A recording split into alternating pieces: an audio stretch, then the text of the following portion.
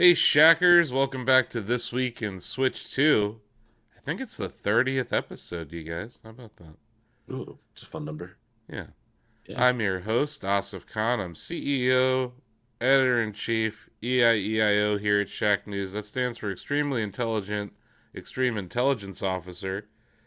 At a time where AI is in a bubble, I created my own bubble called EI. And line go up. It's good. Nice. So I'm joined here by my co-hosts, who I think have flipped where they are normally located again. I think we're back to where you guys usually are. I have head of long reads, David Craddock here, Hello. and I have our news editor and Metroid Prime 4 shill, Donovan Erskine here. Chill. Never let them know your next move. I mean, congratulations on getting that huge Nintendo payday for acting like you like a video game. Yeah. Uh, I mean, it's hard work. you know, we're all waiting for that check to clear from our best buddy Doug Bowser. Which, by the way, only 22 days left in Doug Bowser's reign of terror as president of Nintendo of America. And boy, howdy, do we have a Doug Bowser alert for this week, you guys? I think I should just get to it now. I think you Um, should. so over the weekend, he tweeted, right? We've talked about how basically what he does is tweet about things.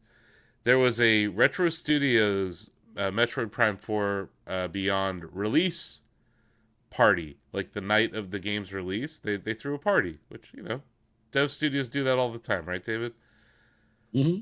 Me being a huge Doug Bowser fan, I was like, oh, I'm going to retweet this. I go to like and retweet the post, and I can't. And I'm like, what is going on here? And I thought maybe I was logged out of Twitter. I was using the desktop like browser version of the platform. I not the app. So I was like, oh, maybe I'm just logged out or there's a cookie issue or something. No. I click on his profile. I've It shows me as unfollowed, which everyone knows. I didn't just follow him. I had notifications on. I'm blocked by Doug Bowser on Twitter. Asif, what did you do? I congratulated him on all sorts of things. I was very supportive of him, and I think I may have retweeted him one time as a Doug Bowser has tweeted. Maybe that was it. I don't know, but I guess I'm kind of annoying. Maybe he doesn't like weather reports from Canton, I don't Ohio. know. I was shocked to see this. I was genuinely shocked when you sent us that post, and I thought about it. I was like, what could have prompted him to block you? Because I don't. Doug Bowser doesn't seem the kind of person that's like spending a lot of time on Twitter, like going through like his replies and stuff. So I don't. It would have had to have just been one thing he caught, or maybe like you said, when he perceived one of your tweets to be like snarkier than it was intended, or something. It was just like goodbye, person on the internet. I don't know. It's weird. It's such a I strange thing can to I have can happen. confirm that he hasn't blocked Shacknews, so Okay. the brand is safe. And I'm so divorced from the brand. I don't have it in my bio or anything. I don't have like a logo on or anything in my profile picture. So maybe he just saw me as like a random internet person. That's Maybe my assumption. I don't think he was like, I don't think he saw you do something and was like, oh, right, let me go pull up Austin's Twitter and block his ass. I think that he probably saw a tweet and was like, what is this random stranger talking about in my mentions? This is annoying. Goodbye. well, like Um, like one example. I think I so there was there's like a ton of AI slap on Twitter, right? So yeah. this person tweeted a video of like some Super Mario Bros. 3 like AI slop video, and he called it Super Mario Brothers 3, and he spelled out brothers like the whole word. And Yeah. I said the real crime here is spelling it out brothers. And I added Nintendo of America and Doug Bowser. I think maybe that was it. It could have been. Yeah. No insult to Doug Bowser, but he doesn't seem like the most social media savvy person. I could totally see a world where he looked at that tweet and thought you were like endorsing it or like promoting it and was just like, no, bad.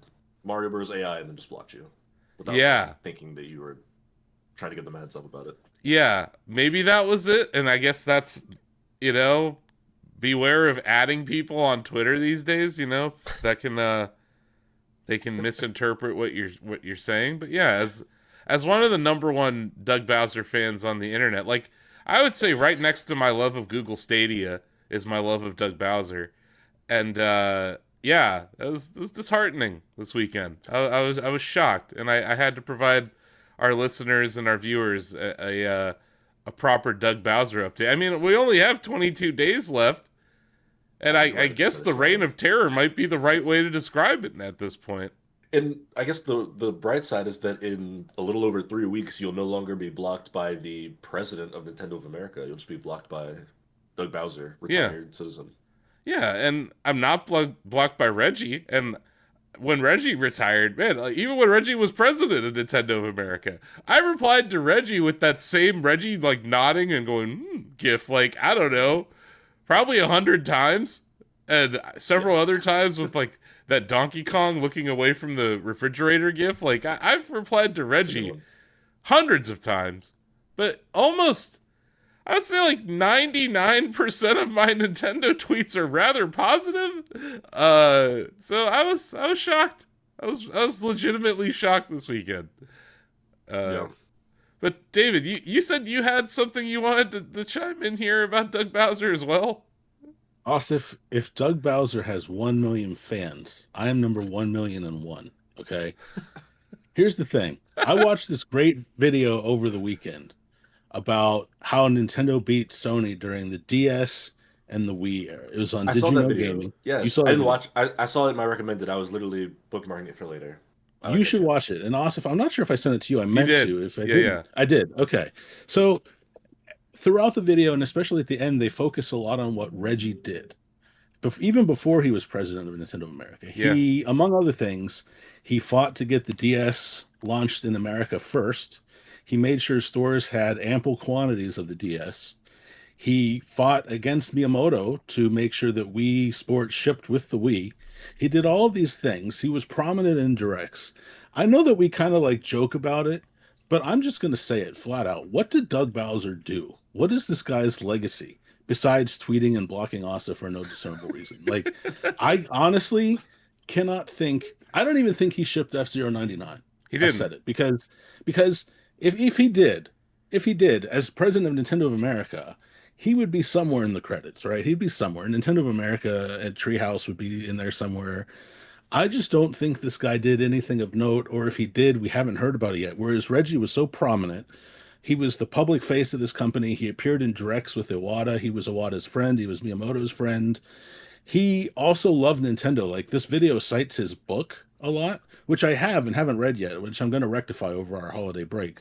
But like, he grew up playing Nintendo games. Yeah. He grew up, like, his first console was a Super NES. He like 100% in Super Mario World, which how can you not? He grew up being a fan of them. He came from VH1 to Nintendo and like threw himself into the brand, became this huge ambassador. I just haven't really seen anything like that from Doug Bowser at all. Like, just a complete anecdote about Reggie and his greatness and his love of video games. When we were at E3, gosh, was it 2016? Were you there, Our David? first booth year? I was there, yeah. Yeah, that was our first booth year, but you were with me at the Nintendo appointment. Oh yeah, for Breath of the Wild, right? Yeah, it was hands-on with the Wii U version of Breath of the Wild. And it was cool, Donovan. They had like the name of the outlet on like a piece of paper and like where your station was. So we had one station. I just tagged along with David. David was getting the hands-on. So I'm standing behind David. David's playing Breath of the Wild. I'm just watching it. And next to us, it says E. Like E! News, you know, like entertainment. Oh, yeah. And it's empty. They missed their appointment. Reggie is just walking. This is upstairs at the Nintendo booth at that like executive meeting area. Reggie walks up, Donovan, and sees an empty Wii U demo station. And just starts playing Breath of the Wild. Nice. And he looks at me, he's like, "Have you tried this yet?" I was like, "No." He goes, "Here." And he hands me a Wii U gamepad. because he was like, why is this demo station empty? And this guy looks like enthralled with Zelda. Let him play it. So I got to play Breath of the Wild because Reggie was just that much of a gamer. He saw it in me that this guy loves Zelda and he should be here instead of E News because E News was late or didn't even show up to the appointment. No Breath of the Wild demo station shall go untouched. Exactly. Right. Like but he also seems like a guy who genuinely loves games, to your point, Austin, and wanted to share that joy. Yeah. Like, he'd probably been playing it for months and he was like, hey, you try this. This is awesome. Because he saw me watching him play the game. Because I'm like, that's Reggie. And he's playing this game. And yeah, like, I don't know what Doug Bowser's done. And I haven't heard him talk about playing a game ever. Nope. Not once. Whereas, obviously, there was that meme of Reggie talking about playing Animal Crossing New Leaf on his Nintendo 3DS. Like, he actually played Animal Crossing New Leaf on his Nintendo 3DS. I street passed with Reggie. Like, the guy had his DS and his 3DS on him at all times. Yeah. I'll say that, like, what's interesting about your F-Zero99 comment is it definitely was a skunkworks at Nintendo of America that built that game. That's like people who worked at. I'm not saying it was like done behind the scenes or anything, but it was like a small team at Nintendo of America that pushed that over the goal line and worked with Japan on it. And then obviously Miyamoto was the supervisor on it. Yeah, Doug's not credited on any games. I haven't seen him credited on many games. The one thing he's done, and I don't know if it was him specifically, but he has pushed for like Portuguese, Latin American, like South American support of Nintendo games.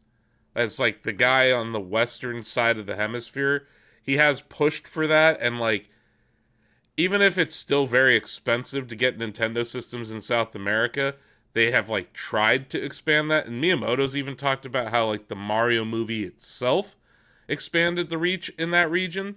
So I think you can maybe say that, at least about localization of games, because that's a lot of what Nintendo of America does, is focus on the localization of Japanese-made games. But honestly, I don't know, man. Like, there's not going to be multiple documentaries and award shows and all these things about Doug. I feel like they hired him for his name. Like, I feel like the guy is a meme. Like, I'm not saying he did nothing, right? It's just that he's not front and center like Reggie was. And I know that they don't do live presentations anymore, and that was kind of Reggie's wheelhouse. Like, he was such a great speaker. But even Nintendo Directs, like, I look forward to Nintendo Directs because of the information that will be disseminated. But I miss the format that actually showcased personalities. Maybe we could have gotten Doug Bowser or gotten to know Doug Bowser more in another era, like if he had been there during Reggie's tenure. But maybe not, too, because he doesn't seem to have this joy of video games because we don't know anything about him. Maybe he does. I don't know. But, like, in his time at Nintendo of America, he shows up in 2 games credits. 2019 new Super Lucky's Tale is a special. Okay. It says like Nintendo of America, and then Disney Illusion Island in 2023 as a special thanks. That's it. And the other thing is, I do think they hired him because of his time at Electronic Arts, David.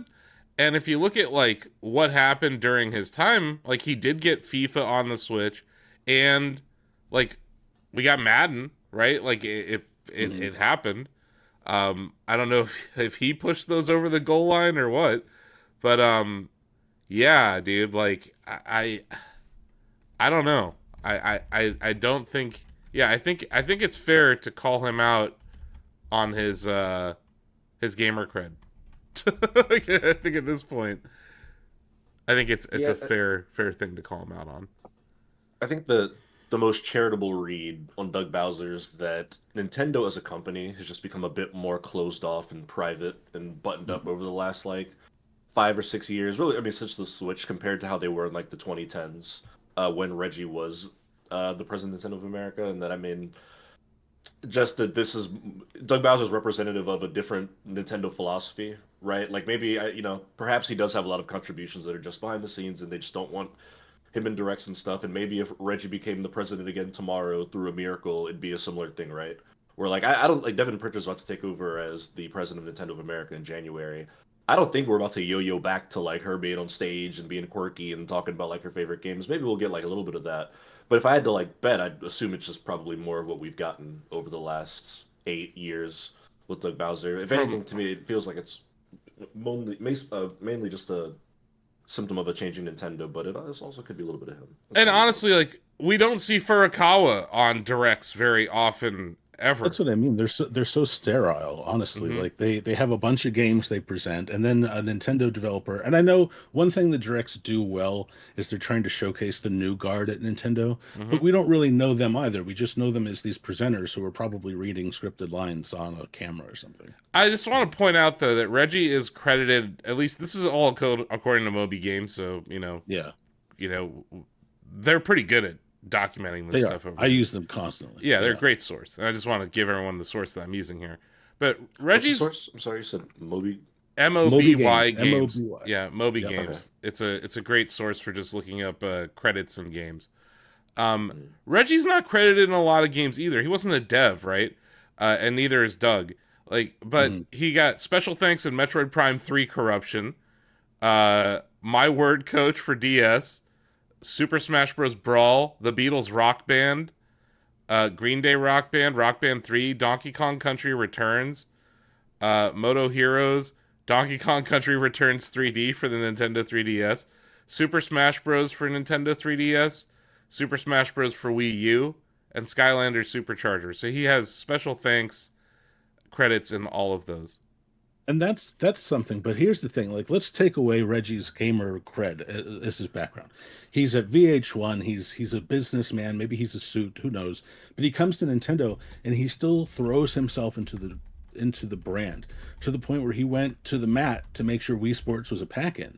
And this video, Donovan, also shows that like the Wii didn't sell nearly as well in Japan as it did in America, and they kind of posit that maybe that's because Wii Sports wasn't a pack-in, Mm-hmm. whereas here it was this phenomenon, and that's because of Reggie. Like you can, even though Reggie wasn't credited on that game, you can trace that to him.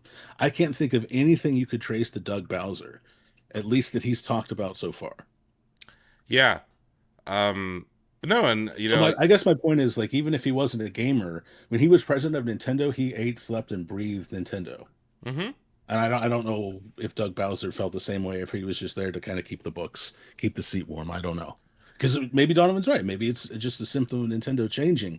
But if so, I feel like that Reggie maybe just his personality. I don't know if he would have wanted to go to that direction. I feel like he would have stood up for Nintendo of America and said, no, let's put ourselves out there. Let's make sure the fans know us. Let me be a face to this company, you know?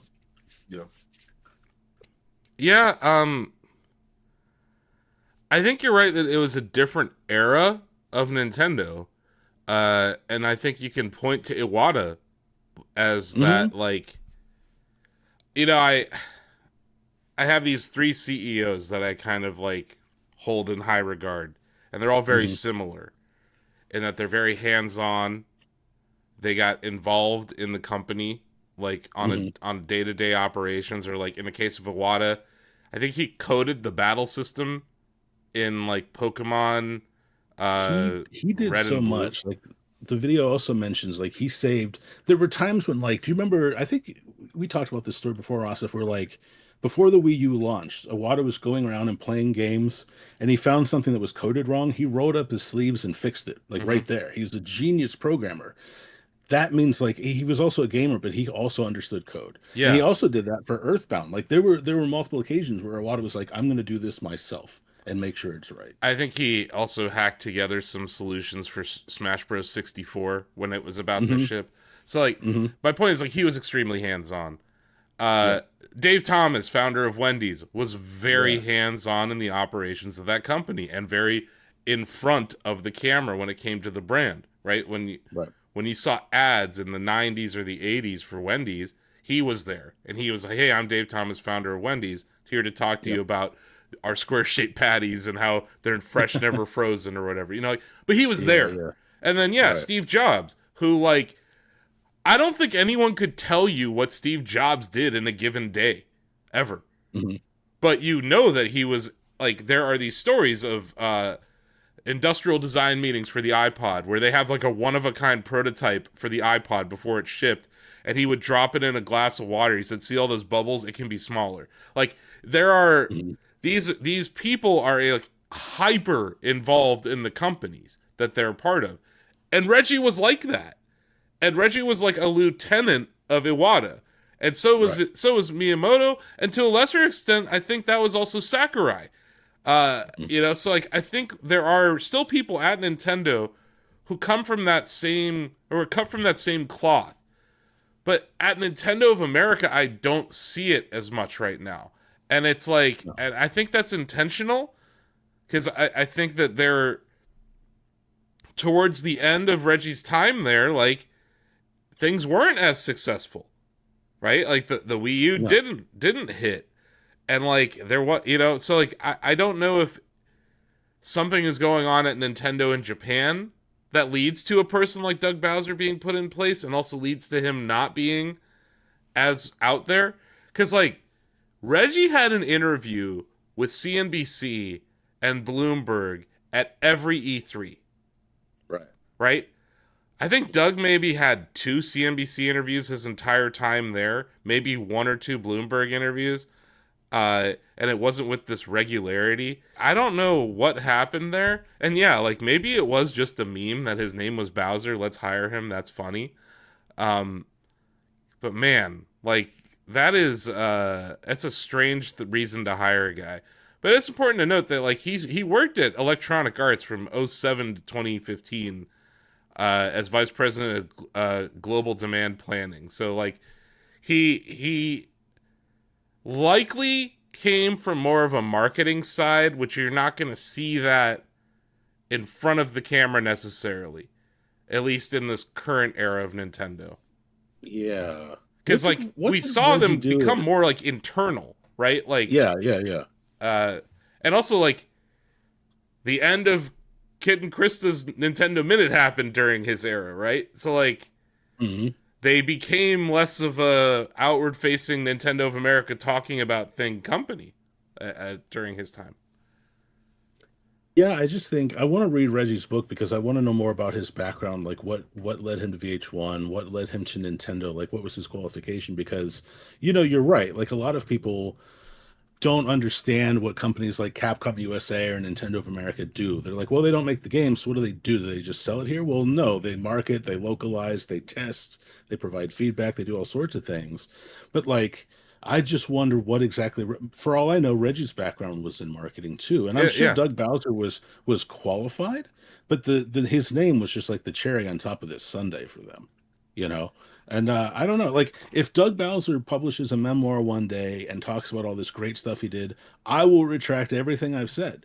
But we could see, like even before Reggie's book came out and Did You Know Gaming dived into Nintendo, because Nintendo's like their main area of focus over Sure. there. Even before all that, these retrospectives, we could see Reggie. He was so visible. And again, maybe it's because Nintendo's more buttoned up.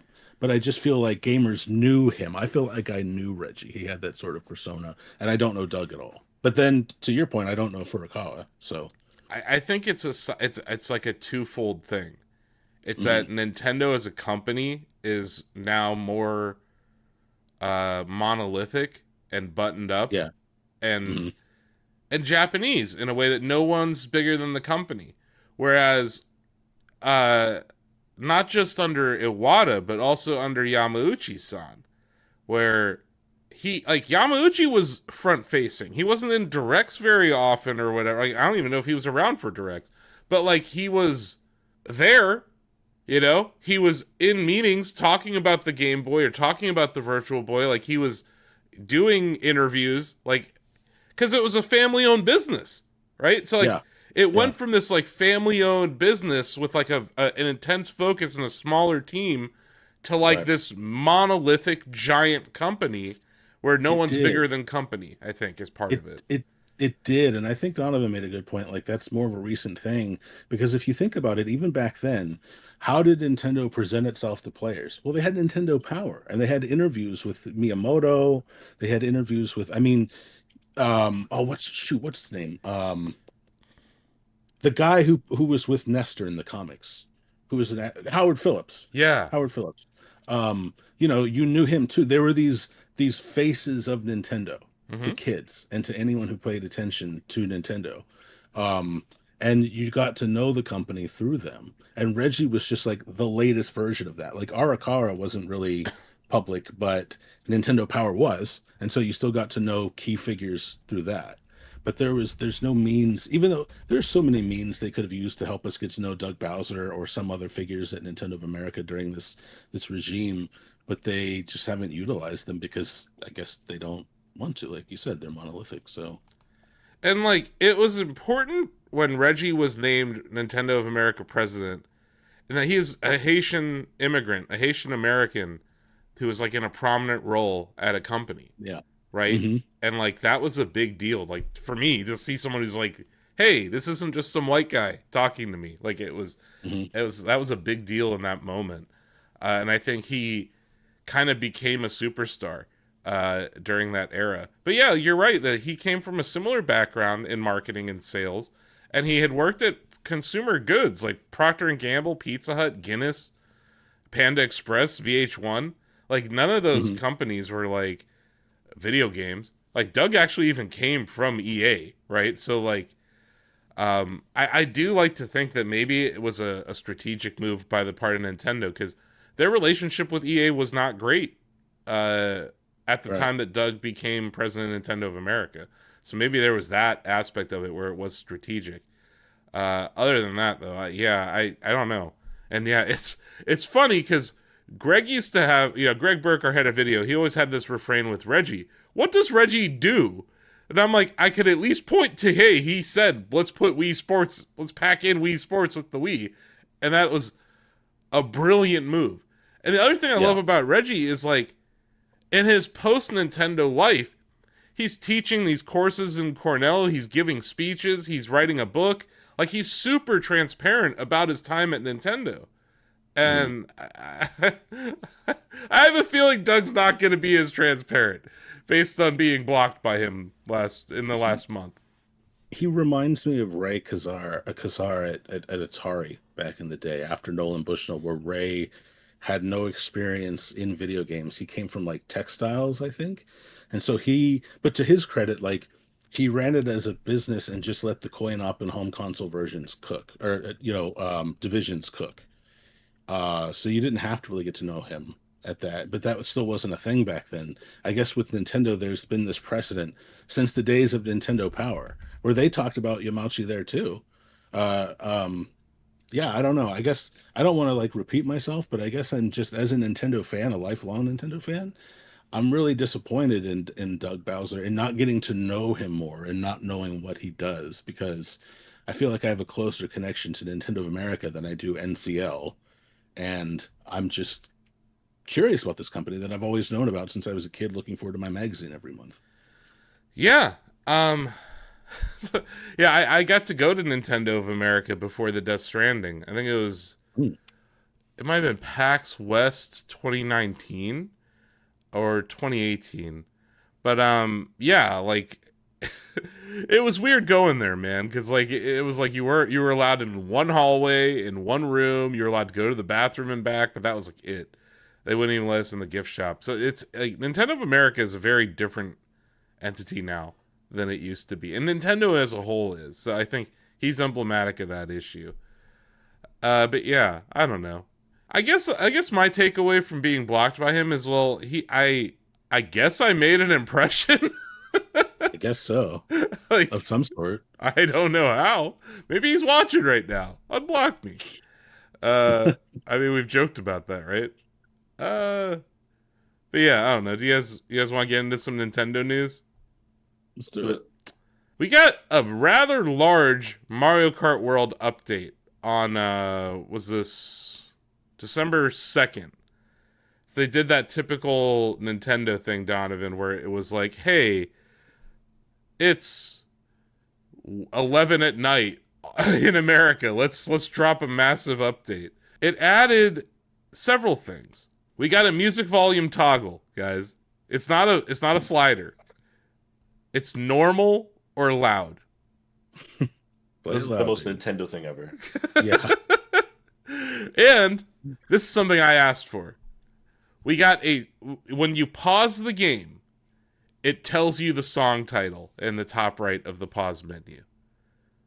Cause like, how many times like did I have to like I would capture a song and then post it to our Slack and be like, what song is this? Because I was like trying to upload them or whatever. So it's nice that like at least now they're telling us, right? Yeah. Still not Nintendo Music, still no dedicated music player, but at least they're telling you the song now. So that's nice. I kind of buried some of the leads. Custom items are now in the item rules for versus race, balloon battle, coin runners, room, online play, and wireless play. This is a big deal because you can go, you know how it's kind of hard to unlock all the characters? You can go Kamek only and run a bunch of races and you'll unlock every character in the game. So that's cool. Also, you could, if you hate life, you could do a lightning bolt only run or like a blue shell only. Like there's all sorts of chaotic things you could do. You can also remove the garbage items like boomerang or whatever. This isn't an every. You can turn off coins because they don't mean anything, right? So Yeah.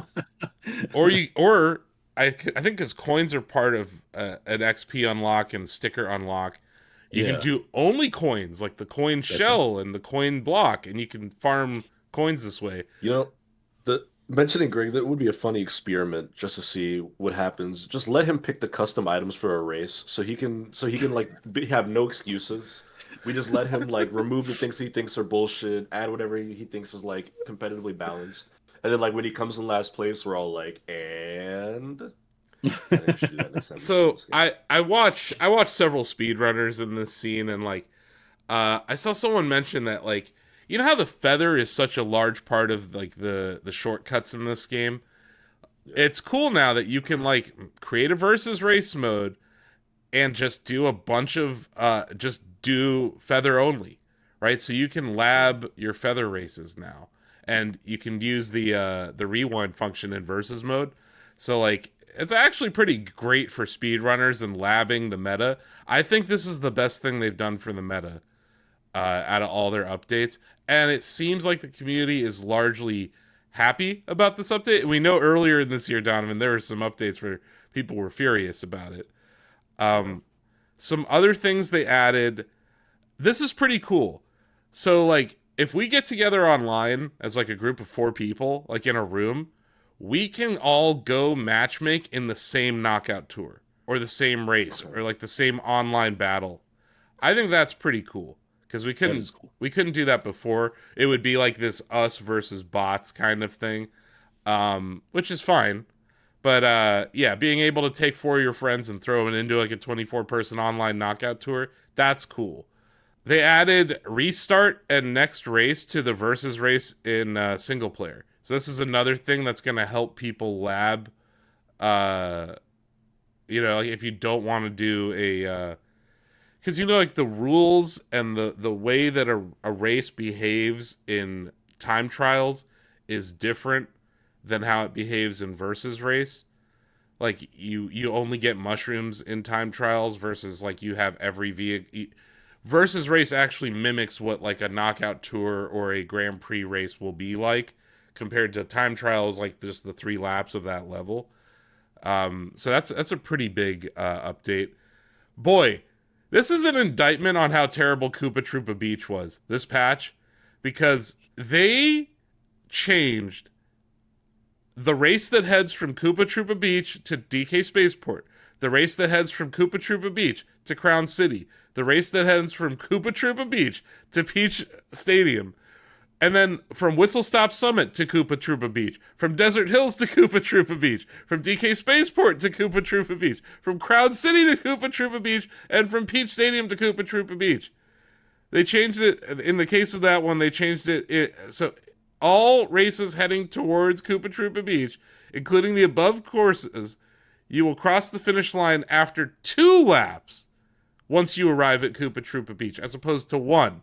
Now, this is an indictment of Koopa Troopa Beach, but at the same time, they're making us do 2 laps at the worst level now. I hate that level. But what I find really interesting is, like, these were some of the most boring transition tracks. Like, and they added like those vines that you see in P-switch challenges in free roam. They like added them above the water. It's also important to note these are all water transition levels. And I mentioned it, how water, and I think I mentioned it in the Shacknews Awards, but our deliberations, which haven't been posted yet, but watch out for those in the next few weeks. Water is slower, right? So like they gave you this ability to like locomotion above the water in a lot of those transition tracks. They look cooler. Also, like if you just look at the actual design of them, they're less linear. Like a lot of them felt like straight lines at times. There's like way more twists and turns now, so that's interesting. Mm-hmm. You can now dash when you're riding on a manta ramp's back. Those like giant manta rays that are in the water. So once again, that makes the water experience faster. Mm-hmm. Apparently, this big, like the Loch Ness monster looking thing, the dragon eel, when you hit them as Bullet Bill, there was this weird collision detection issue happening. I never encountered it, but they fixed that. They made it so a player cannot use a second boo while already using a boo when holding two boos. I think this was designed because of this whole custom items thing. They're like, they don't want you to steal and steal and steal and steal. That would just break the game. This is important. When dash food is taken by someone, they shorten the time until the dash food reappears. How many times have you been in a race and you're trying to get that dash food, someone takes it from under you and you're like, so I think that's pretty cool. They did the same thing with the refresh of a coin when it's on water. So apparently when a coin was taken by someone on water, it took a decent amount of time to reappear. They have since fixed that.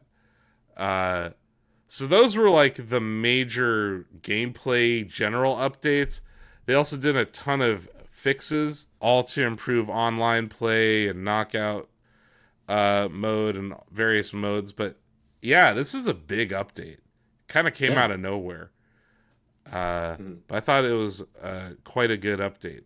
I'm just happy to see them addressing things within the game. I think very early on, it was kind of easy to look at the issues Mario Kart World had and be a bit cynical about it. I think even on this show, I was like, they ain't patching this. Like the what do you call them? The intermission tracks. Yeah. The 3-lap race thing. I think I on the show I was like, they're not fixing it because it's Nintendo. They don't care. It's just how they intended the game to work. So like it or not. But I'm impressed that they've actually gone in and made adjustments and tweaks. I think it bodes well for the future of the game. Obviously, they're not anywhere near done with it. There'll be content updates and stuff, which I'm looking forward to. But cool to see them making some changes. The thing about this patch specifically, though, Donovan, is like I think it means they're watching creators in this space. Like, they may not be directly communicating with them, but they're watching. And I always feel like the devs at Nintendo, they want their games to be good, right? Like, it's not like they like are like, hey, we're gonna make a terrible game and we're never gonna patch it. Mwahaha. Like they want to make good games. This is a live service game. It's that $80 game, right? I think with an $80 game, you expect to have ongoing development. And, like, what they did with these transition tracks in Koopa Troopa Beach Diamond, like, is a hint at, like, hey, we want to make this game better. And I think that's a good thing. It's not, like, it's easy to be like, oh, lazy Nintendo doesn't care about consumers, blah, blah, blah, right? I think this is a signal that they don't feel that way. But also, like, there's a rumor. Apparently people are now data mining Nintendo today, David. That we are at that level of Nintendo today. I'm not one of them. No, but, clearly software will data mine. Yeah. Clearly this is where we're at. Apparently someone found a model of K. Rool from the Donkey Kong franchise. And apparently he's going to be posted on December 15th. Okay? That's fairly soon. That's like, at the time of this recording, that's like 6 days from now. And the theory is that he's going to be added as a racer in Mario Kart World.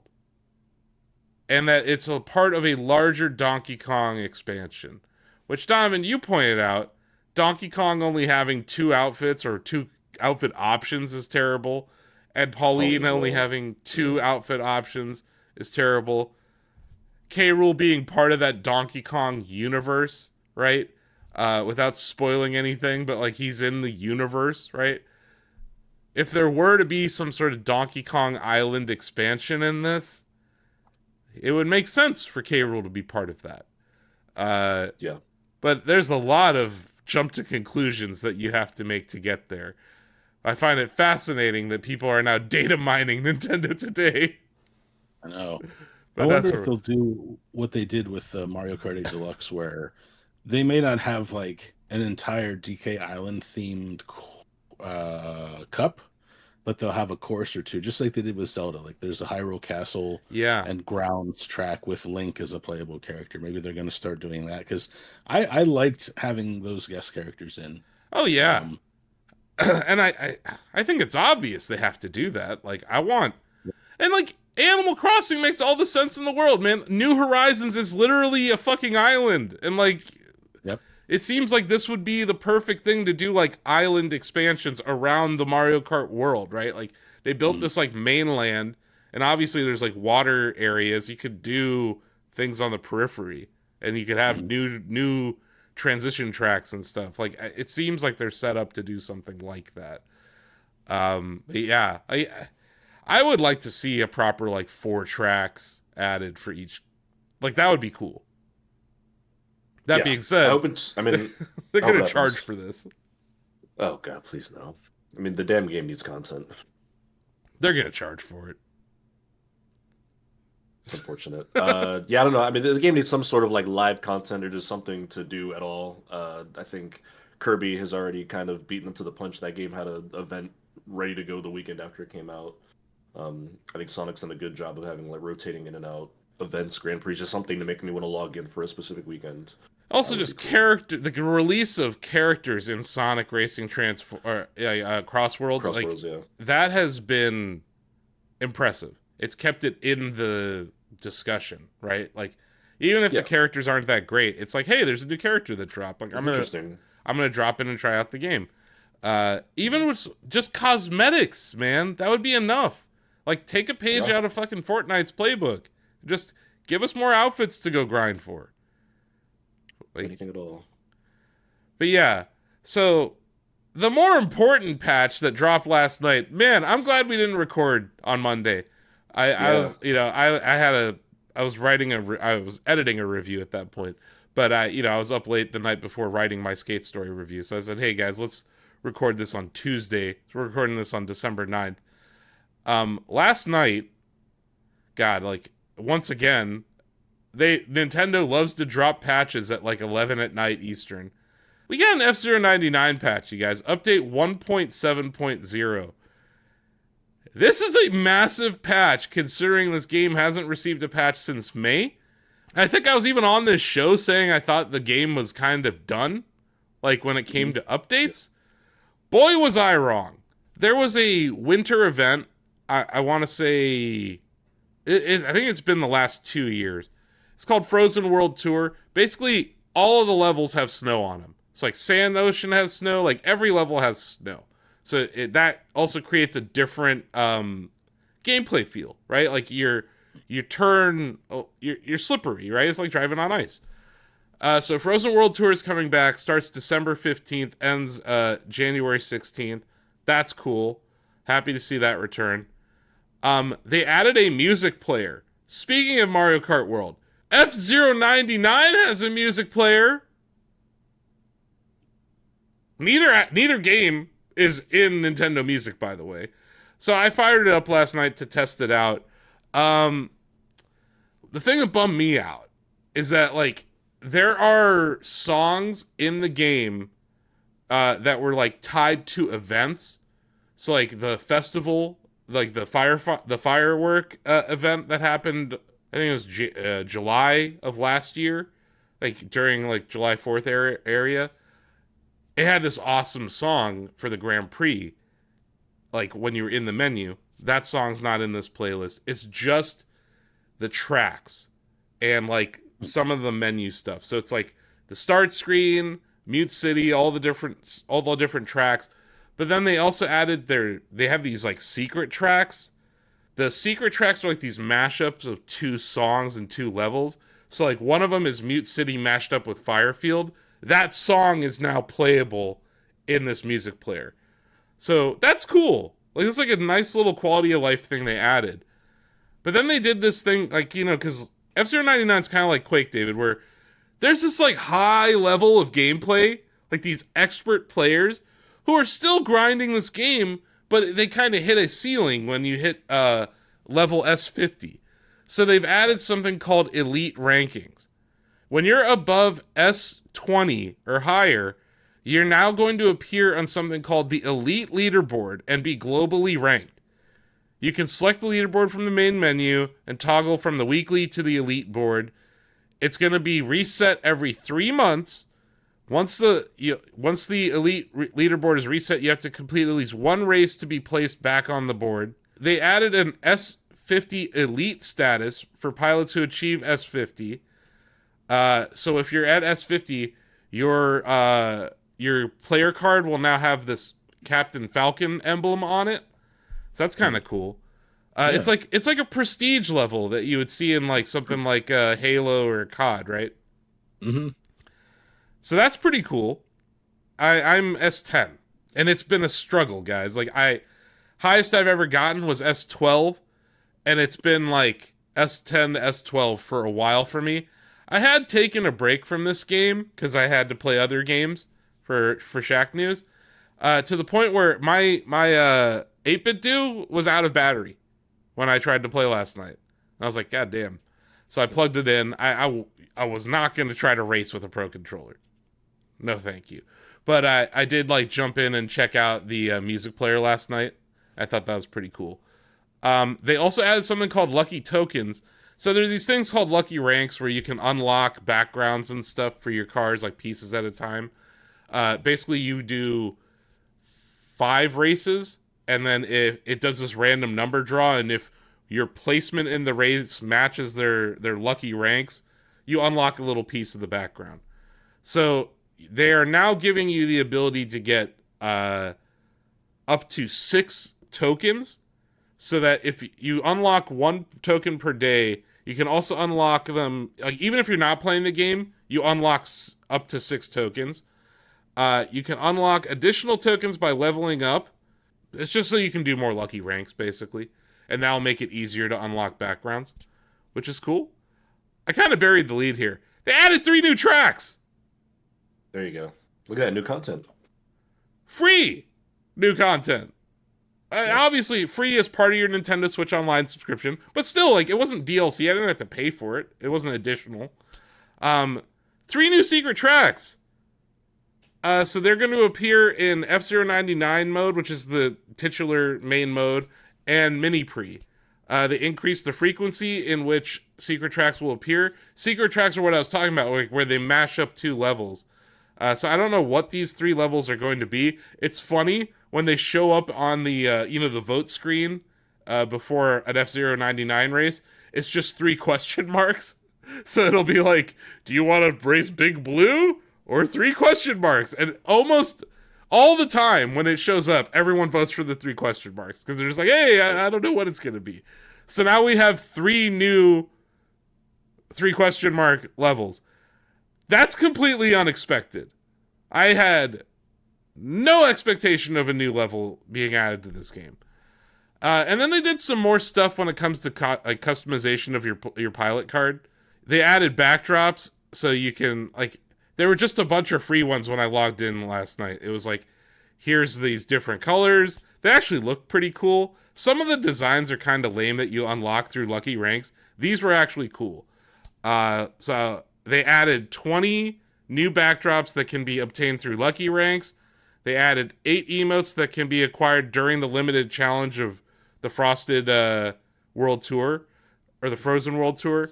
So starting in December, on December 15th, I need to start grinding because I need all the Samurai Goro emotes. You can customize your pilot card or set emotes to see what conditions are required to obtain these items. So that's kind of interesting.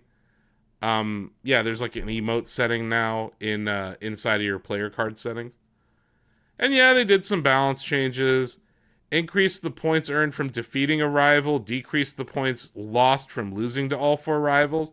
So that's to help me out, clearly, because I've been in fucking rank hell in this game where, like I said, I've been bouncing between S10 and S12 for about half a year now.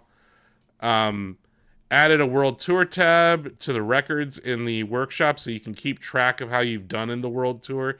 It kind of implies that the world tour is not just going to be this ephemeral thing, like it's going to be a regular limited time event kind of thing. So that's all very exciting. The mystery rank in Lucky Ranks can now contain a bounty chip. This gives players the chance to earn 2 bounty chips at once during Lucky Ranks. A bounty chip is basically that part of the background that you unlock. So they're just making it so you can unlock these cosmetics faster. So that's cool. And then the most Nintendo patch note ever. Fixes issued to make for a more pleasant gaming experience. Of course. Can't forget that. Gotta address issue. I just want to mention this because I mentioned this during our most improved game of the year deliberations last year when I was... Yeah, I caped very hard for F-Zero 99 last year at the Shacknews Awards. Because at the end of 2023, the year the game launched, they said, we're adding King tracks, right? And this will be the last update. Like, that was 2 years ago. It's kind of like what they did with Animal Crossing, where it was like, Animal Crossing, they're like, this is our final update. Oh, by the way, here's 3.0, which is going to be this banger update next year. So yeah, I was excited to see this news. The F-Zero 99 community was super stoked. And yeah, I had to put these next to each other like Goofus and Gallon in Highlights magazine, because on one side, here's Mario Kart World, which, yeah, is in its first year. It is a large game. But here's F-Zero 99, kind of doing everything I wanted Mario Kart World to be doing. And keeping it fresh. So yeah, it's obviously an exciting time for F-Zero fans. It's come at a horrible... Actually, it's timed up really well for me, because our Shacknews, our top 10 lists that the staff have to submit are due the 15th. So it's like Nintendo's like, okay, Awesome's not going to have to play these games for Game of the Year consideration on the 15th. So it's like the day that I submit my ballot for our Game of the Year votes and our Indie Game of the Year votes, I can go back to my one true love, which is F-Zero 99. And I can start the road to S20, because I do want to be part of the elite leaderboard. I do want to strive to be one of the greatest to ever play this game. But man, is it tough up here in the S ranks. It is. And like, what is undeniable, and I mean, you see this in Fortnite, when there's a new thing, be it a new season, a new chapter, a new limited time mode, it draws people back into the game, right? Yeah. That happens here in F-Zero 99 as well. And it's like, I can tell you that, just as, the elder statesman of the F-Zero Twitter, I see the community bounce between Kirby Air Riders, Sonic Racing, and Mario Kart World, right? There's these new racing games. These are the best racing game players in the world. They're trying out these other games. Everyone's excited about this, both in America and Japan. And yeah, the community does their own stuff too, but yeah, I enjoy the Frozen tour. Like, so I'm gonna do my best to get all the things, because it is like, it's like a season pass that you don't have to pay for, Donovan. Like, it's just there. So if you get a certain amount of these gem sparks, you unlock a background, a spin, a border for your pilot card, like a boost. So yeah, I'll try to get my 20,000 gem sparks. But yeah, it's exciting times for the F-Zero community, which I am a huge advocate of video games having snowy maps and winter events. I think every game that gets frequent updates should put snow on their maps in December. Ruling it. Yeah. And it actually impacts gameplay in this, Donovan. Like, it's slippery. It is not the same. And I have secured a few wins during this event before, so I'm like, because it shakes up the meta, right? Like you need that. You need to keep the meta fresh. Otherwise, yeah, it becomes impossible. I do think that what they're doing on that elite rank leaderboard and the changes to how the rival mechanics are going to affect rank. I think that's all designed to keep the most talented players playing this game, which I think that makes a lot of sense. But yeah, good on those F-099 devs. No idea this was coming. I did see one of them liked our tweet, so they were excited to see that we were talking about it still. If you're an F-099 fan, just keep it locked on Shacknews. We talk about that game more than any other website in the known internet. One more news story. Donovan, I didn't think this was possible, but Skyrim has once again appeared in the video game news cycle. It has. A game that will now mark its third release on the Switch family of systems. So in 2017, Skyrim was part of that year one launch slate. It was a huge part of the marketing for me. That's like a where was I moment when I watched the clip of the guy playing Skyrim on the bus or the plane and the Switch He was on trailer. a plane, yeah. Yeah, he's on the plane, puts it on the tray. I was like, holy shit, the future is here. They came back and brought the anniversary edition, I think 2021 maybe, when the game turned 10, and that added a bunch of stuff. And now the anniversary edition is getting a Switch 2 update, which adds, as Bethesda has laid out here, DLSS, anti-aliasing, improved load times, optimized performance, mouse control support, motion controls, and amiibo support. And as you get, which these have been around, this is like mod stuff, but you can, if you're playing on Switch, they just bake it in. You get the Master Sword, the Hylian Shield, and the Champion's Tunic from the Zelda series, which you can run around and swing and hit people. I remember that being like the big popular mod when they added like mod stuff to consoles. So they're baking that in for Switch 2 buyers. And then there's a bunch of like upgrade paths depending on what version of the game you owned. Obviously, you get all three expansions: Dawnguard, Dragonborn, and Hearthfire. And they actually released the trailer for this. It's more of like a skit. It's like a Santa's workshop thing where it's like, what do you have on your wish list? And they play into the "you're finally awake" joke, and Skyrim being released a bunch. But I want to give a shout out. They have Skyrim grandmas in that trailer.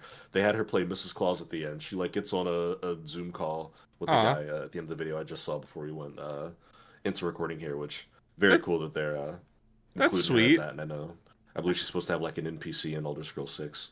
But yeah, Skyrim's getting a Switch 2 update. I think I'm going to be checking this out soon. I I haven't really played this. This game was on 360, right? Yes, 2011, yeah. PS3. I haven't really played it since 360. Maybe this is when I finally buy it again. I don't know. I was just thinking that. I might have to dive back in. I think I last played it in VR. Yeah. VR. Okay. Yeah, I mean, for all the jokes Skyrim gets, if you are somebody who hasn't played that game since it was essentially 1.0, I would say it is well worth jumping back in. I think Dawnguard is still one of my favorite expansions. It's like the vampire. It's the vampire versus vampire hunter storyline, but the cool thing I always love is that you get to pick which side you defend. So if you're like the Dawnguard, you get all these cool vampire slaying weapons and godly abilities. Or if you go with the vampires, you become a vampire lord. Hearthfire, like expanded customization in homes, and you could have like families and all that. And it seems like these are like some cool Switch 2 features. This doesn't seem like they increased the resolution on Switch 2. Mouse control, load times. Load times is huge for Skyrim, a 2011 RPG where you load in and out of most buildings Yeah. and areas of the game. I'm probably gonna. I'll jump in and kick the tires just to talk about it on this show. Mhm. I myself have gone back to Skyrim many of times, so in my case, it hasn't been that long since I've played it. But it is still one of my favorite games ever. So I'll definitely jump in and see what it's like on Switch 2. When is this coming out? Oh, that's a good question. It's got to be. I don't want to say it's imminent or now. Is it out now? This might be out now. Oh yeah, available today. There you go. Okay. Oh wow. That's Yeah. cool. Which is you got to do that with this. You can't be teasing Skyrim stuff and being like No. in a month. If you're doing anything with Skyrim, it's got to be you can just do it now. You got to create the least amount of friction because people are going to be cynical about it. But Is this it? Are they going to do this again? Like, what else could they do this with? I mean, as far as Nintendo, this is probably it for a long time. But we're closer to the PS6? next. PlayStation and Xbox than we are to the last one. So Are we gonna get whatever those consoles Skyrim on is. PS6 before we get Elder Scrolls 6? That's a good Is this a taco bet? question. I know. That's a good bet. I don't want to. I don't want to bet against Skyrim. Never bet against Skyrim. No, never been against Well, the Skyrim port. This is like, can it run Doom? Like, can it run Skyrim? Like, Skyrim is on pretty much everything. It truly is, man. Like, is it on smart fridges? Can't you play Skyrim on like Alexa? Like, isn't this like the most absurd? It's getting kind of ridiculous, right? Man. It is. I mean, it's a meme. It's one of the ongoing jokes. Is Oh, Skyrim that's a in good Fortnite? question. You know what's funny is that the Elder Scrolls has like no representation in Fortnite whatsoever. There's no like Dragonborn skin, and I think Fallout's the same way. Well, there you go. I think. There you I go. don't think either. Yeah. Todd Howard, free money. Put Skyrim in Fortnite. Yeah. Step 3, Those profit. would make a lot of sense. Yeah. I don't know, but I could see it going either way. Is is it Skyrim on PS6 or Elder Scrolls 6 on PS6 first? Yeah. It's gonna be a coin toss. But it should be cool. I want to jump in and kick the tires on this. I reviewed the Skyrim port on the original Switch. It was one of my very early reviews back in 2017. So I'll jump back in and see what it's all about. So, yeah. Yeah, one other news, like, I don't even know if this is news, it's more just rumors. There is some data from Matt DiPascala over there at Circana, formerly known as MPD. So that PS5 was the winner on Black Friday. They had a pretty solid sale going on that put it back to like launch prices, basically, put pre-tariff launch prices. And the Switch 2 was number 2 at around 22% of people of purchases there. Something called the Nex was the 3rd. I heard about this thing, and the first I'd ever heard of it was people saying it did well on Black Friday. And I was like, oh. Okay. It's basically a webcam Connect kind of based thing. Like it's a video based gaming platform that is affordable and playing Steam games or I don't think so. I think it's more of like an Android device. Oh. Alright. I'm not entirely sure what the hell it is, and it kind of caught a lot of people off guard. But the narrative is that Nintendo had a terrible Black Friday, and I'm like, okay, stock is down on this rumor, and I kind of did some due diligence here. So remember earlier this year when I believe it was Furukawa said, we are going to release so many Switches that it won't be scalpable, right? Like they're like, we're going to try to prevent scalping. I think that what that entailed is there are a lot of Mario Kart World bundles out there. Like a lot. And not enough Pokemon Legends ZA bundles, Donovan. Yes. Yeah. Because I went online trying to find a Pokemon Legends ZA bundle. I can't. What is interesting, I could find it, but it's like an ultra bundle. They're adding you can get one, but you have to buy a screen protector and a 2-year replacement plan. And Donovan, having worked at a retailer, you know how many times they've tried to shove 2-year replacement plans just to increase the ticket, right? Increase the average selling price of the receipt. Yep. So it's like this is like the Costco bundles where they're like, you can get a Switch, but you also got to buy like 2 Pro controllers and arms. Yeah. Yes. Yes. So what I think is happening here is that there's not as many Pokemon Legends ZA bundles in the world. There are a lot of Mario Kart 8 bundles, Mario Kart World bundles out there. They got discounted to $450. And everyone's like, oh, this is the worst thing ever. And I'm like, this sounds like an awesome deal because you can get Mario Kart World for free instead of paying the $50 that we did at launch, right? Which is still cheaper than buying it for $80. So it's like this whole, it costs $80, rawr. It's now free. Like, it's now like the same price as buying the base Switch 2. But I find it fascinating that you can get Mario Kart World with a Switch 2 for $450 and then just buy Legends ZA for $70. and it's going to cost you $20 more than what we paid for our launch Mario Kart World bundles. That seems like a hell of a deal to me. Like, Yeah. if you're like, those are two of the best games to come out on Switch 2 this year. And yeah, so like, it's sold well, but also like $50 off is like, it's great. But I think a lot of the early adopters have already bought the Switch 2. And it's like, we're going to see like how many people are going to get this for Christmas, but also like how many people already bought that Pokemon Legends ZA bundle is my question. Because they already, remember, they upped their guidance earlier in November after the launch of Pokemon Legends ZA. They had like 2 weeks of sales data on Legends ZA and the Switch 2. And they said, we're going to sell 19 million Switches this fiscal year, right? So like, Nintendo already told us how they're doing and how they expect to do. But people are jumping to conclusions because they saw a discount of the Mario Kart World bundle, and they think that means there's no demand or lower demand than expected for the Switch 2. I think that's a large jump to a conclusion, especially given the price of the Legends ZA bundle right now. And the lack, I can't find it anywhere. It's like not for sale for $500 anywhere. I just think that's interesting. Have you seen any more Switch 2s at Meijer? Yes. Okay. But just not the Pokemon bundle. I have not seen the Pokemon bundle in the wild. I saw it one time since it launched. But like, I went online, I went to Target, because you know, like, I figured everyone hates Target, maybe it'll be there. No. I went to Best Buy. No. And Best Buy and Walmart are doing the exact same bundle, where it's like, they must have way too many of these screen protectors for the Switch 2. Because like, they're just shoving the screen protector in the bundle, and then there's the 2-year warranty, and they're charging like over $600 for it, Dom. It's like $650. Oh God. Yeah. So it's like, why would you pay $650 for that when you could get the Mario Kart World bundle and just buy Pokemon for $520?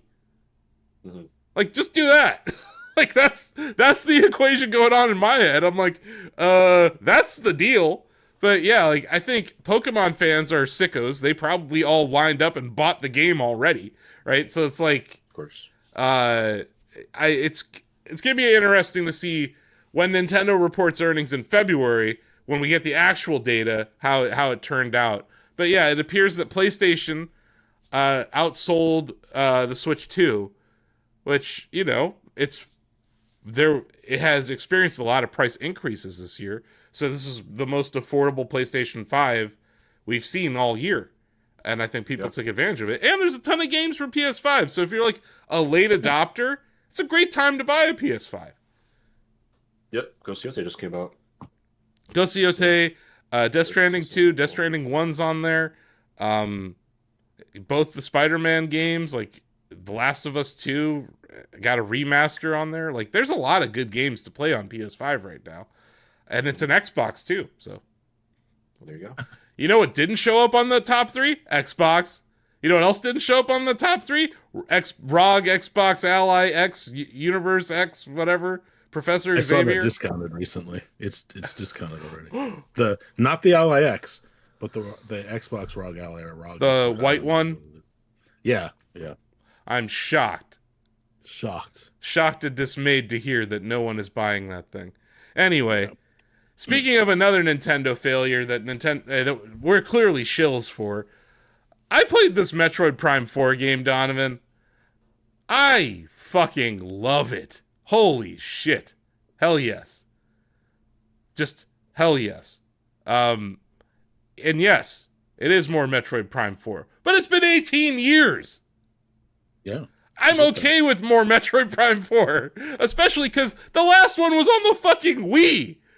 I did not enjoy playing games on the Wii. I didn't enjoy playing first-person shooters on the fucking Wii. I didn't. I just didn't. It wasn't fun.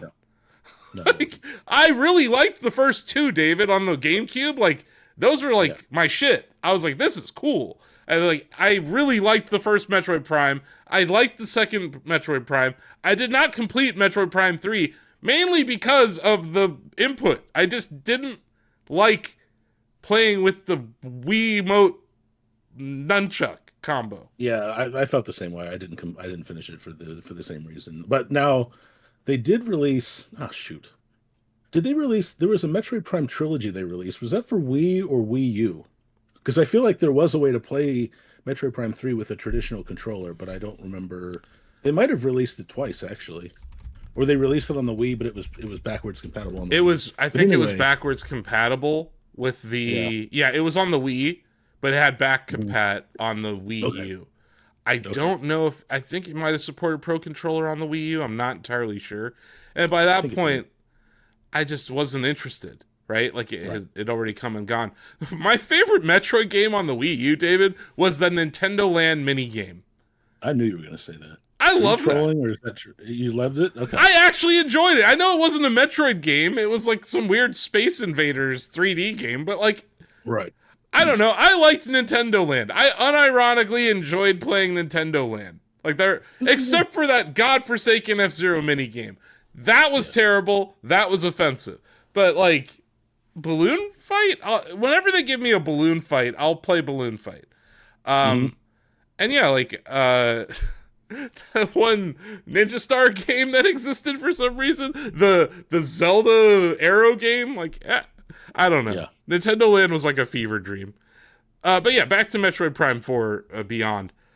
Man, I fire up that menu and it does the whole Nintendo Presents thing and the music starts playing. Like, that was like a spiritual moment for me, David. I was like, oh my God. I like sat. For me too. I just sat there. I just sat there and I just let it like wash over me. I'm like, oh my God, this game is real. Like, it's here. And it like, I didn't, like, I know, Dominic, you kind of jump between 120 and 60 FPS in it during your playthrough. Yeah. I'm on this big ass TV here. I'm like, no, 4K 60. Like, I need to see this in 4K. And like, even the menu looks good. But like, that song is outstanding. Fire up the game. Yeah, I'm in, man. Like, Fury Green, that tree, like, you see these things in the game where you're like, okay, this is outstanding. I posted the song to our YouTube channel, and it has become the source of so much rage from these people. I want to ask a question that I already know the answer to. Is the internet okay? No. It hasn't been for a long time. Well, anyway, so like, I want to point out some of these comments, and you know I love to read internet comments here. So I want to put this out here at first. A lot of people are enjoying this song, right? They're just like, this is cool. They said the same. They're like, the main theme is generally amazing. That initial build-up slaps. This makes me want to cry. I like the ambiance and even the story of the game. Absolute cinema. Starting of a new age. There's a lot of really positive comments about the game and how they felt about the start screen, David. Like the same thing we were saying. Like, just kind of being taken back by it. Just seeing the title screen made me emotional. The game is finished and you can buy it. Someone replied, it reminds me of Miles McKenzie. And I go, and someone even replied to them, that's sad, not gonna lie. And I have to agree with that. Here's another one. Makes me think of a sunrise and a massive empty desert with no sand physics. The soundtrack sounds like it belongs to a much better game. Okay. Metroid Prime OST is much better. Metroid Prime 3 OST is much better. And then horrible main theme that's trying way too hard to be cool. Game is trash. Is the internet okay?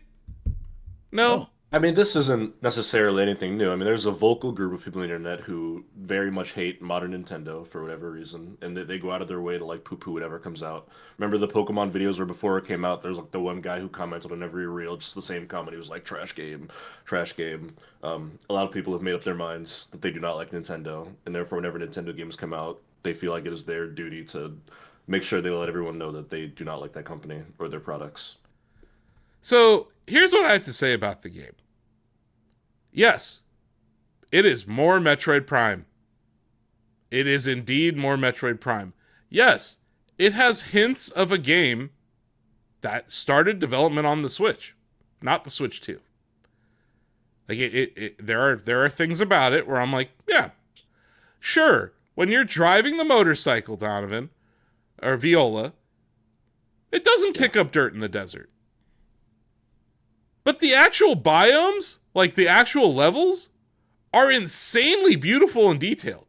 Like That's what Metroid is about to me, the biomes. Yeah. Like how they connect, what they look like, the flora and fauna. Like that's what Metroid games are about for me. Yeah. And I completed Fury Green and like that level, right, Donovan? And then I got Viola. Yeah. And I'm like right at the part where I'm doing like the test track or whatever for Viola. You told us last week, or yeah, I think it was last week, like, hey, tell me what you think of the motorcycle. I love it. It's not my concerns are not, none of my concerns have shown up. It is as easy to summon and send away as Morph Ball. And I think, David, you were talking about that, how you didn't want it to feel tacked on like the Batmobile in Arkham. It doesn't feel like that at all. It's also fast, man. It's fast. It gives this like feeling of speed to the game. It also handles very well. I like to handle it. I enjoy it. I haven't gotten to really use it too much, and I had to play some other games, so I haven't progressed too far. But it's now that game that, like, you know, where Pokemon Legends was kind of living in my head. Metroid Prime 4 is now, like, living in my head. And that's the game, like, if I have free time, that I'm gonna go play. But yeah, I'm really enjoying it. I think I'm a little further ahead than you are, David. I am. I've been sick the past couple of days and haven't been up to playing much of anything. But yeah, I finished the first area and I'm in Fury Green, and I'm liking it so far. Like I feel the same way you do. This is Metroid Prime 4, so I don't know how it couldn't be more Metroid Prime. Like that's what people want. That's why you're coming to this game. Mm-hmm. And I'm really enjoying it so far. It's actually got me in the mood to play more Metroid Prime. I think once I finish this, I'm going to pick up the remaster because I never did play that. I haven't played Metroid Prime since the GameCube, and I think it was one of the top 3 games there. So I want to go back to it. It's a solid remaster. It runs very well, and I don't know if it got any Switch 2 updates, but yeah, it's worth checking out. But yeah, like it's got everything I like about Metroid, and like. What I came to realize while playing it is I don't really like playing 2D Metroids anymore. I really enjoy Metroid Prime more. I think that goes back to the GameCube era, David. Like, it's not... I think Dread is great. But, like, that era, the GameCube and the DS and the 3DS, like, I just fell off of 2D Metroid games. And obviously, like, Metroidvanias blew up, and there's all sorts of other games in that franchise, or in that genre now. But yeah, like, the things I love that it's a Metroidvania in a first-person perspective. It's an action-adventure game. It's barely a first-person shooter. Yeah, it has shooting mechanics. But the way that the psychic powers inform the puzzle design, the way that the Morph Ball informs problem solving, Donovan, where like there's this after the first boss or whatever, I felt like such a dumbass. I was trying to open the door to leave the fucking boss battle room, and I'm like, this game is stupid and broken. And I'm like, oh, I look to the left, I'm like, oh, never mind. And I just go into Morph Ball and I exit perfectly fine. Those little areas that you're in with the Morph Ball have like hidden secrets in them and stuff. Like you can get like a missile upgrade and like all sorts of stuff. I did, man. I'm like, I have some Metroid rust on me because in the fucking towers where you're unlocking Viola, Donovan, the first time I went down and back up, and yeah, you have to turn on the electricity or whatever, I forgot to save.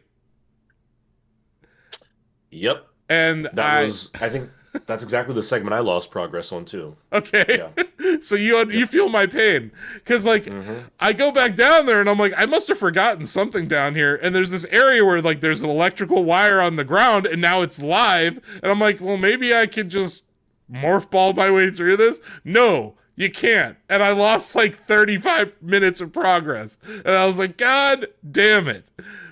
That's a lot in the Metroid game too. Like It does. you It might have takes a solved long. like 2 or 3 puzzles in that time and Yeah. forget the solutions and how you did it. Yep. Yeah, so that was rather infuriating, but it just, note to the kids at home, save. Go to the save points. Use them liberally. But sometimes you just don't even notice one, Don. And then I just moved. I was Yeah. trucking. Because that room that you're in with the save room, there's Viola standing in front of you. So you're just going to walk up to Viola and try to stand on Viola, right? Yeah, I didn't do any of that. So then, like, it starts you off at your last save point, and I'm outside of the fucking tower. I'm not even in the building. I'm like, oh, god damn it. That was brutal. That was brutal. But yeah, it's not user error. It's funny that you happen to be in the same place. Maybe that's like the lesson there. Because you know who told you to go save? Fucking Miles McKenzie. Yeah. He's Well, the my one. thing is, I do save in that building. I save at the top. My issue is that I save and then I work my way down the tower. And by the time I get down there, it's been like half an hour of me solving puzzles and fighting. Yeah, yeah. And then I died. And then I still lost like half an hour of progress. So. Yeah, it was probably like 35 minutes for me, but yeah, I immediately, like, when that happens, David, it infuriates you. And I was like, fuck this, I'm doing it all again and I'm saving. You know, like, I was like, I'm not gonna I could have just shut down the game and cried about it. No, like, I went right back to work. But yeah, before we go, I want to talk about a game I played that is on Switch 2. I played it a little bit on Switch 2. Apparently it doesn't perform as well, but it did get a patch last night, so I don't really want to say don't get this on Switch 2, because I think get this game on any platform you can, because it's just magical. I played Skate Story for review. This has been one of my most anticipated games for years. Ever since I saw Samang's early prototypes of it.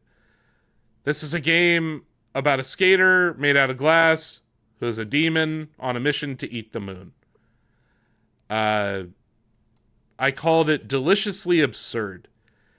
This is a game that it celebrates skateboarding culture in a way that it tells its own unique story, but it's also just the best gameplay mechanics I think ever in a skateboarding game. I saw another reviewer mention this. It's like they applied Gears of War style active reload to doing skateboarding tricks. Where, yeah, you can reload in a Gears game and it's slower or whatever, right? But like, you get less points if you don't time your tricks out perfectly in this. And yeah, sometimes you'll land and you'll be a little bit wobbly if you do a really poorly timed trick. But like, it doesn't penalize you. Like, you're not gonna bail or anything. So many skateboarding games feel like finger gymnastics to do a trick. It's like Tony Hawk is very much a almost fighting game like combos, right? And Skate is this, I don't know, it's gymnastics with the analogs. And it doesn't feel natural. Skate, to me, as much as it tries to be natural, does not feel natural. Tony Hawk doesn't feel natural at all. It's very arcadey, right? Like, where you're chaining together absurd combos in Tony Hawk, especially when the revert and the manual was added. You can do a vert trick, you're doing grabs, you're doing kickflips, you're back into the vert, you do a revert, you're manualing, you're grinding, you're jumping, you're ollieing, you're back into a manual, right? Like, you're constantly doing a trick. That's not what real life street skating is like. It's just not. This feels like real skating. And it's done in a way where it's an urban environment, it's a street skating environment in hell. So it's like these amazing set pieces that are made. A visually like it's just stunning. The game is stunning to look at. The lighting is really cool, the contrast of light and dark. The settings of being in hell, but also like all these references to New York City, like Washington Arch, the subways. At one point, I want to highlight this. I mentioned it in my review. This isn't a game with it doesn't have all the headroom in the world, right? Like, it's limited in its development capacities.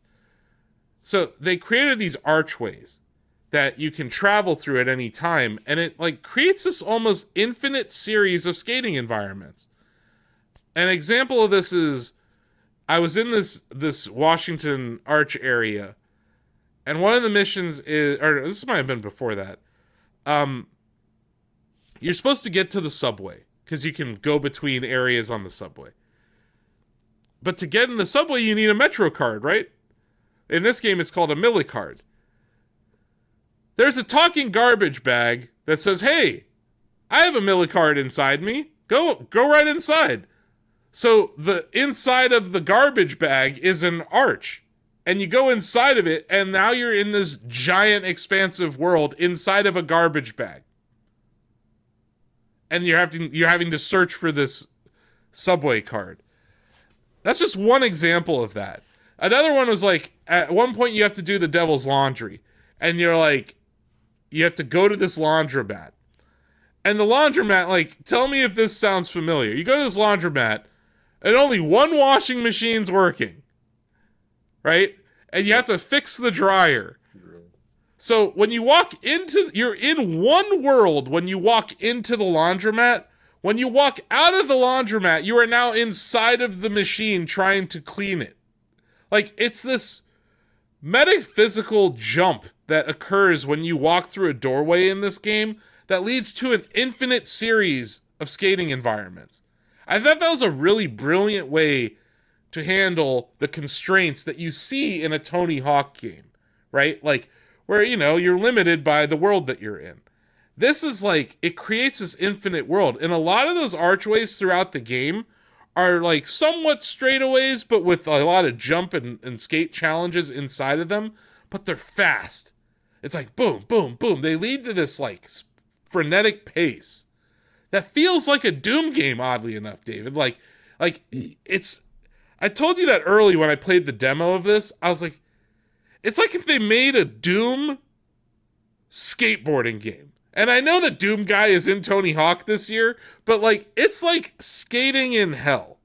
That's like, you are the Doom Slayer, your weapon is the skateboard, and you are demonized. Like, you're a demon that other demons hate, because skating is like sin number 59,484. No skateboarding, right? Mm-hmm. Like, and street skating has been demonized in American culture in the past, right? Like, yeah, there's skate parks now, but in the 90s and the 80s, like, you were not allowed to skate at schools and places. Like, you were a menace. So, like, to apply that to this game, I thought was a really cool way to, like, tip your hat to, like, skater culture. There's also so many, there's a lot of commentary on American society in this game. Be it consumerism or bureaucracy or the current state of the present administration and concepts of deportation. Because the punishment for skateboarding is being deported. And it's kind of like, I'm a son of an immigrant, right? But like the whole narrative right now is, oh, we're going to deport all the minorities, right? We're going to deport black people. Where are you going to deport Donovan to? He's from Baltimore.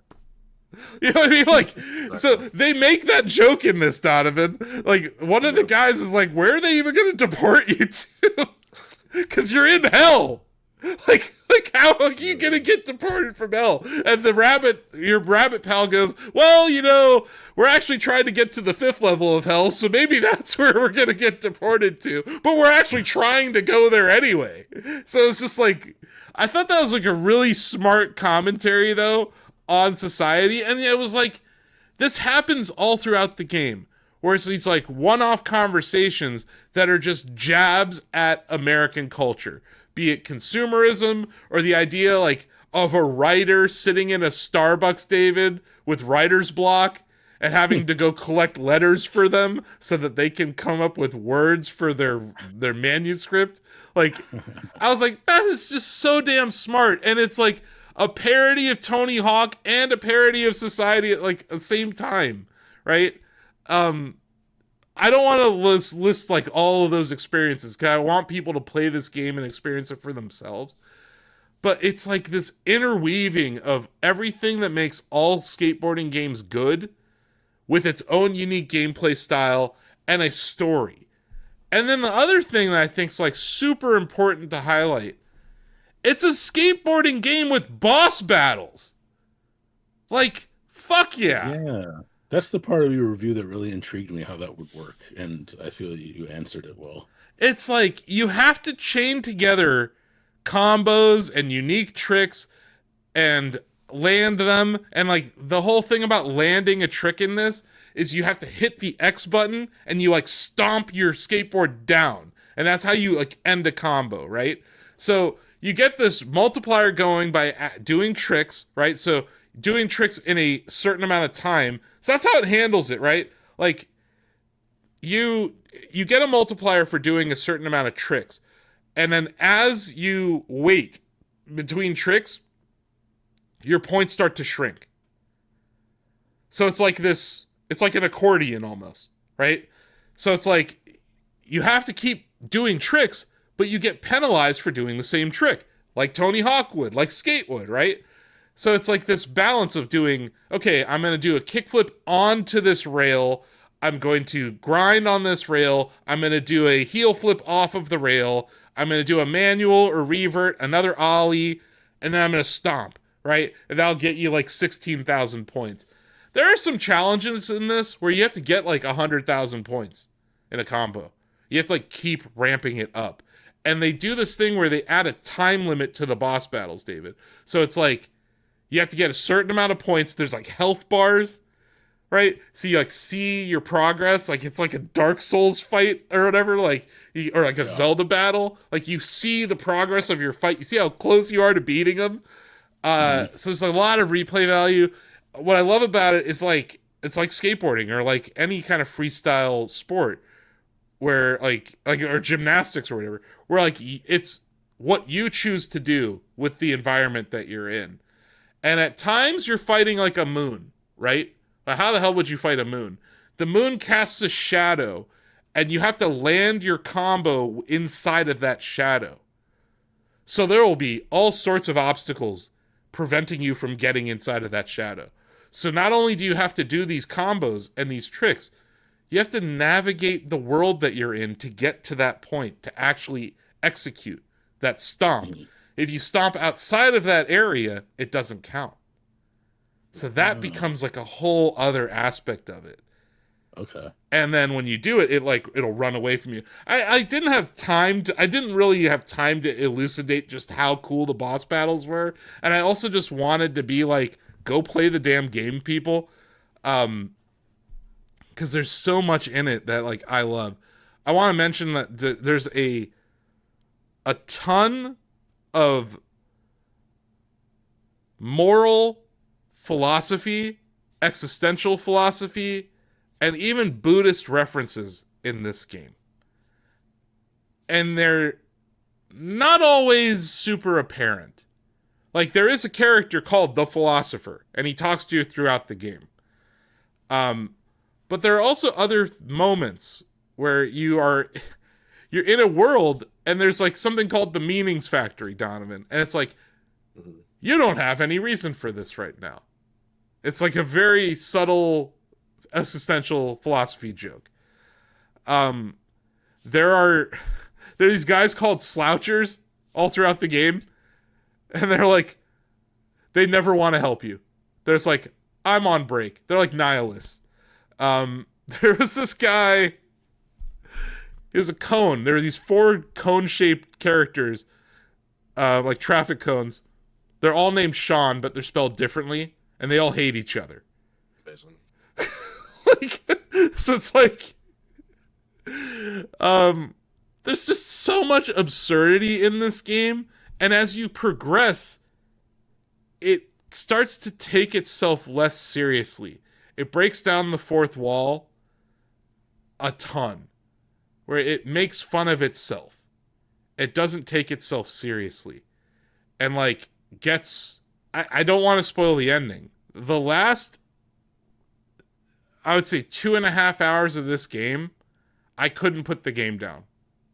I was so invested in seeing how it ended. I had to see it through. As weird as it got, I was just like, I have to beat this game.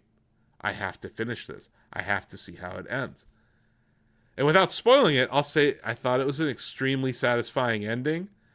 The whole game felt like a catharsis for the developer themselves. And this is a very small, this is single dev came up with this idea. He worked with a very small team. And it was a 6-year project. Like their life revolved around this game for 6 years. And you see it. You see it towards the end of the game where you're like, man, the emotion of completing this game. Not just us completing the game, the dev finishing the game. Like you feel it. You feel that together at the end. And I haven't had many games that made me feel like that, honestly. Like, I think it's an artistic masterpiece. It is outstanding gameplay. It has a very, very witty narrative. It's fun. I want to play it again. Like, I don't have time because we're playing all these games for Game of the Year consideration. But I did put this on the must-play list. I gave it a 10 out of 10. And I David, I was messaging you throughout it where I'm like, when I give a game a 10, some people will roll their eyes at me because, like, I've given a few 10s out. Tears of the Kingdom, F-Zero 99, and Skate Story. I know we gave a 10 to Resident Evil 4 Remake, and I was involved in those discussions too. That was our first 10. That's right. And as I was sitting there talking to you, I was like, I feel like I'm trying to look for excuses to give this a 9. Like, I was like, here's like, and I pointed out, like, yeah, there's some bugs. There's like some audio bugs that like probably could be patched out. Like if you skate into a conversation or like a cutscene, you'll hear the skateboard going, but it was going when you reach there. And at slow speeds, some of the grinding mechanics are a little wonky, but they kind of should be because you need to be going fast to grind, and the game is best played fast, right? So I was like, yeah, the collision detection gets a little weird at slow speeds, but you really shouldn't be playing at slow speeds anyway. So those were like the 3 negatives.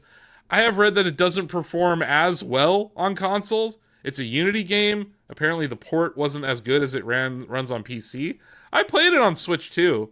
I haven't had a problem with it yet, but I guess the frame rate is not as stable on Switch 2 and on PS5. So it's not, I don't think it's necessarily a hardware issue in the case of Switch 2. I think it's more Unity and the porting of it. I know that they shipped a patch last night. So This is a game that might get better over time. It's also $20 and an indie game. You're not paying AAA price for this. I'll have to report back because I got it on Switch 2. I haven't cracked it open yet, but I got it on Switch 2. I got it on Switch 2. I played the first level. I didn't see a problem with it. But if you look at the Metacritic, whatever the hell that means, it's 89 on PC, it's 80 on Switch. So, okay. But I think I do want to Switch 1 and 2 or just 2? Just 2. Just 2. Okay. I'm not judging anyone, but I wonder if everyone who reviewed the game actually beat it, because it is challenging. Like it is. Like the gameplay mechanics at first feel daunting. Like you're like, oh god, how am I supposed to do this? And like the way that they visualize the tricks on the screen, it's like these crazy squiggly lines, and there's like the active reload spot, right? Like that's the timing spot. But as you play it, you learn the timing of every trick. It's like, this is how long I have to hold on to Ollie for this. This is how long. I wasn't even looking at it by the end of my playthrough, Donovan. It just became natural, right? Yeah. And that's where I'm like, this is really, really, really masterful gameplay design. And it's made by someone who clearly skateboards, like, and understands skate culture. Before we go, soundtrack's outstanding. It was very good. Enhances every aspect of the game. The boss battle music is intense and fast and hard. There's like some ska music sections. Like every part of the culture that you would want in skating is present here. And yet, yeah, it lampoons New York City in a really good way too, where you meet a wealthy industrialist who claims to own the moon. You'll run into all sorts of characters, man, that are just charming and funny and enhance the gameplay. Yeah, it's great. I think that's. But yeah, I want other people to play the game. Like I want other people to play the game. I want to talk to people about the ending and how they felt about the ending, because I think that it might be divisive to people. Like it's because as I said in my review, David, it's a game that doesn't take itself too seriously, Right. and I appreciate that, because we're at this time, where people are going to dress up and go to the Game Awards, and Jeff's going to have some fancy suit, and it's going to be all this money is in the video game industry. And this is clearly a project that someone made because they wanted to make it. And that's what video games should be about. And yeah, it's great. So yeah, shout out to Samang. Shout out to Devolver Digital for 2 bangers this year. Ball Pit and Skate Story? God damn. Talk about 2 of my favorite indie games of the year, in a year where Hades 2 and Hollow Knight Silksong came out. Yeah. So kudos to Devolver. They still got their fastball from time to time. And it seems like they really put their effort behind helping Sam deliver this. But yeah, if you're a skater, this is a must-play game. You have to play this game if you're a skateboarder. If you like skateboarding games, you should definitely try this out. There's a free demo on Steam. It's also on what's their PlayStation subscription service called? PS Plus. It's a PS Plus game this month. So Nice. yeah, there's ways to try it out for free, and you'll get a good idea if you're gonna like the gameplay if you play the demo. You're not gonna get a good idea if you like the story if you play the demo. And yeah, like I didn't really upload much. I didn't really upload any gameplay from my review because I don't want to spoil the game. But I do want to go back and like get some highlights of like maybe a boss battle early on, or some of those corridors that I was talking about, because the speed of the game is so damn impressive. It feels better than most skating games I've ever come across. So yeah, 10 out of 10 here at Shacknews from me. I gave Tony Hawk's Pro Skater 3+4 a 9. So this is the best skateboarding game, period. But it's like, for this moment in time, right? Like, THPS 3 was the best skateboarding game when it shipped, David, on GameCube, right? Yeah. Like, this is just an evolution of that. And man, I hope everyone who's making skating games takes notice of this and like tries to take inspiration from it. And I don't know, I imagine Sam is probably pretty burnt out after all this, but it would really be something to see like more chapters or other modes or something done with this, because I think this is a beautiful game that I would love more of, I don't know, but at the same time, like, it's like a good movie, Donovan. Like, I don't know, like, how many times will you go back and watch one of your favorite movies?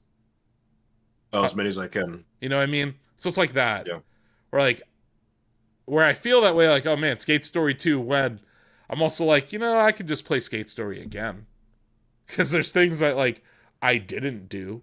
Like, these little side things that you can do that I didn't do because I was playing it for a review, right? But yeah, outstanding game. That'll do it for our show. I think we got, like, 1 episode left in the year. So, we'll be back next week for our last episode. I don't know. We'll have to do something special. Maybe I'll get blocked by another famous Nintendo person. I don't know. We'll have to figure out what our end of the year thing is. Maybe like, should we declare like the This Week in Switch 2 Nintendo Switch 2 game of the year? like separate I from the think that Shack would News be Awards. fun. I'd also maybe we could just I don't know. Our We should talk about personal, it because maybe our personal games of the year on Switch too. yeah, I like yeah, that. That Mhm. might be a good one to do because then we don't have to Yeah. vote. I don't have to wear a wig or anything. Nope. I do have to wear a wig shortly because we're gonna get right into recording our deliberations here shortly. Although I think we should probably force ourselves to eat something before then. But yeah, that'll do it. Like, follow, and subscribe. Give us all the high review scores on the podcast facilities of your choice. And yeah, we'll see you next time. Bye bye.